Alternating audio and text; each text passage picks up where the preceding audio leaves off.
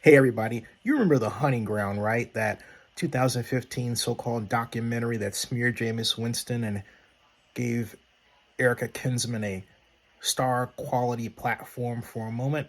That one? Well, the email you're about to see from the same producers of that sham documentary admit that The Hunting Ground, what they called the new documentary at that point was not named, wasn't going to rely on journalistic integrity at all.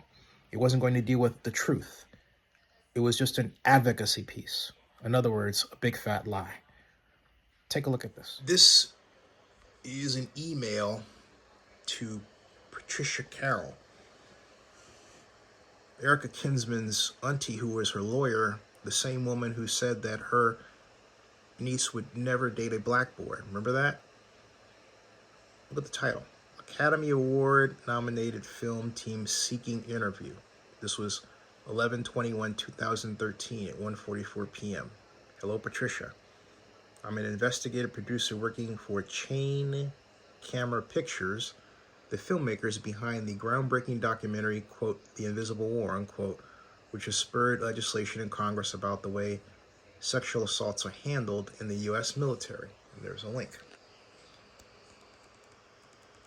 She continues. The documentary was the most awarded and critically acclaimed film of 2012, winning the Audience Award at Sundance and receiving nomination this year for the Academy Award. Here's the website for the film.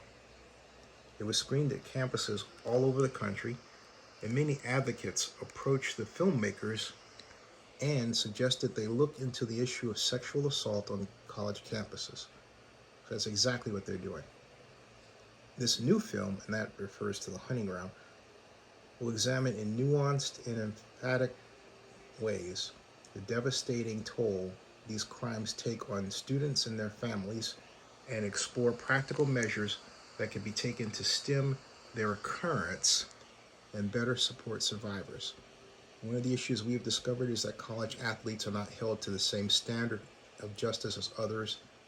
And one of the schools we are looking at is FSU, that's Florida State University. So, as you can imagine, the Jameis Winston case pretty much typifies what he had been hearing from advocates all over the country. That school administrations focus on protecting their reputations and their players at the expense of the victim in the case. Then it goes on.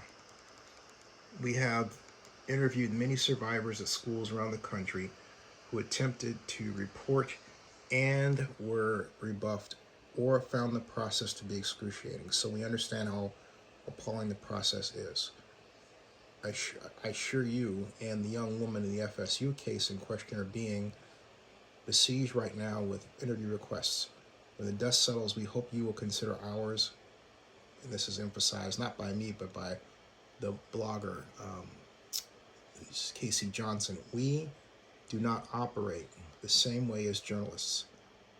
This is a film project that is very much in the corner of advocacy for victims. So there would be no insensitive questions or the need to get the perpetrator's side.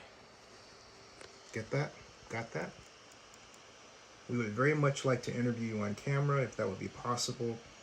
We would like to talk to your client as well, whose privacy would be, of course, respected. She could talk to us in complete confidentiality and would be welcome to have an advocate present or anyone else for that matter. Whatever works for her comfort level is fine with us, as her emotional health is the first priority.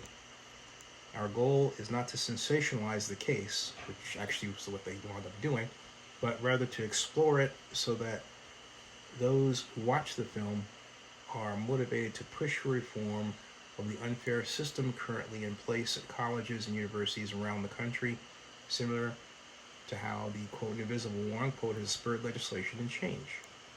Please let me know what you think, and please know that the filmmakers, director Kirby Dick and producer Amy Zarling are available if you have any questions. Regards, Amy Hardy. Then it's Jameis Winston interview requests. And this is from A. Hardy, to Carol, Patricia Carroll. She says, I need to make the Jameis Winston request as soon as possible, as we are coming back to Florida next month. I'm sure he will say no, although who knows, stranger things have happened. And then I want him to have a gap of a couple of weeks to get complacent, because then we will ambush him. So please let me know if you're okay with us sending him the official request this week. Thanks, Amy. It was a damn setup from the beginning.